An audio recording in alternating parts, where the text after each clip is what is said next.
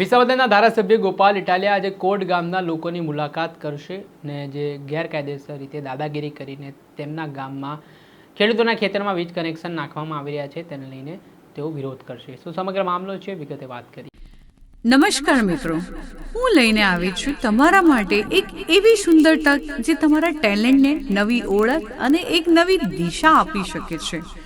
તમારા અંદર રહેલી અદ્ભુત કળા, સુંદર અવાજ અને અનોખી પ્રતિભાને હવે દુનિયા સામે રજૂ કરવાનો સમય આવી ગયો છે. જો તમે તમારા સપનાઓને સાકાર કરવા માંગો છો તો હવે ચિંતા કરવાની કોઈ જરૂર નથી. શું તમે સિંગર છો? શું તમે વોઇસ ઓવર આર્ટિસ્ટ છો? શું તમે પોડકાસ્ટ ક્રિએટર છો? શું તમે તમારી કળાને એક પ્રોફેશનલ પ્લેટફોર્મ આપવા માંગો છો? તો હવે આપનું સ્વાગત છે ઓમ રેકોર્ડિંગ સ્ટુડિયોમાં, આપનું પોતાનું વિશ્વાસુ આધુનિક રેકોર્ડિંગ સ્ટુડિયો. સ્કાયનેટ મીડિયામાં આપનું સ્વાગત છે. સુરેન્દ્રનગર જિલ્લાના ધાંગધ્રા તાલુકાના કોટ ગામમાં છેલ્લા ઘણા દિવસોથી વીજ લાઇનને લઈને વિરોધ ચાલી રહ્યો છે. હાલ આ બાબતે ખેડૂતો લડી લેવાના મૂડમાં દેખાઈ રહ્યા છે. ખેડૂતોનો આક્ષેપ છે કે તેમને યોગ્ય વળતર આપવામાં નથી આવી રહ્યો. ખાનગી કંપનીઓ જો તેમના ખેતરમાંથી આ વીજ લાઇન નાખશે ને ત્યાર પછી આ ખેતર પર કબજો જમાવવાનો પ્રયાસ કરશે તેવી આશંકા પણ ખેડૂતો વ્યક્ત કરી રહ્યા છે. અને આના સંદર્ભમાં કોટ ગામના ખેડૂતોએ રીતસરની ખાનગી કંપનીઓ સામે બાયો ચડાવી છે અને અવારનવાર પોલીસ સાથે ઘર્ષણની સ્થિતિ પણ જોવા મળી રહી છે. ત્યારે આ વચ્ચે આજે વિસાવદરના ધારાસભ્ય ગોપાલ ઇટાલિયા ખેડૂતોના સમર્થનમાં સુરેન્દ્રનગર જઈ રહ્યા છે.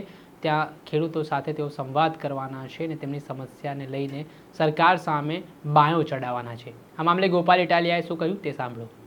નમસ્કાર મિત્રો, હું છું ગોપાલ ઇટાલિયા.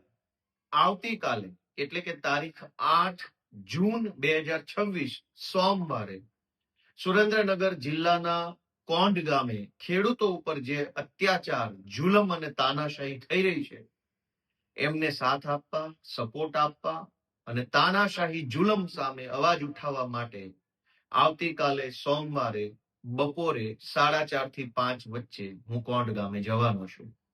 તો જે લોકો ખેડૂતોને સમર્થન કરતા હોય, ખેડૂતોની લડાઈમાં સાથ આપવા માંગતા હોય એ બધા આવે એવી મારી લાગણી છે. મેં જાણ્યું કે કોંઢ ગામે ખાનગી કંપનીના તાર નાખવા માટે પોલીસ ભાડે આપી અને જે જુલમ થઈ રહ્યો છે, અનેક દિવસોથી ખેડૂતો ખેતરે નથી જઈ શકતા. નાના બાળકો ઉપર પણ જુલમ થયો છે. 8-10 વર્ષના છોકરાઓને પણ પોલીસે ડિટેન કર્યા છે.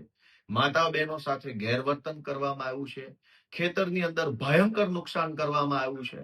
આ બધી જ પરિસ્થિતિનો રૂબરૂ તાગ મેળવવા, લોકો સાથે શું ઘટનાઓ બની છે એની માહિતી મેળવી અને આખા ગુજરાત સુધી એ વાત પહોંચાડવા આવતીકાલે સોમવારે 8 તારીખે કોંઢ ગામે સાંજના 4:30 આસપાસ આપણે મળીએ. જય કિસાન. જે આપણે સાંભળ્યા વિસાવદરના ધારાસભ્ય ગોપાલ ઇટાલિયા, હાલ તેમનું મોટું નિવેદન સામે આવ્યું છે અને તેઓએ આજે લોકો સાથે મળવાના છે. મુલાકાત કરીને વીજ થાંભલા જે કંપનીઓ દ્વારા નાખવામાં આવી રહ્યા છે તે બાબતે ખેડૂતોના સાથે સમર્થનમાં રહીને વિરોધ પણ કરવાના હોય તેવી માહિતી મળી રહી છે. દર્શક મિત્રો, આવા જ વિડીયો જોવા માટે સ્કાયનેટ મીડિયા જોતા રહો, લાઇક કરો, શેર કરો.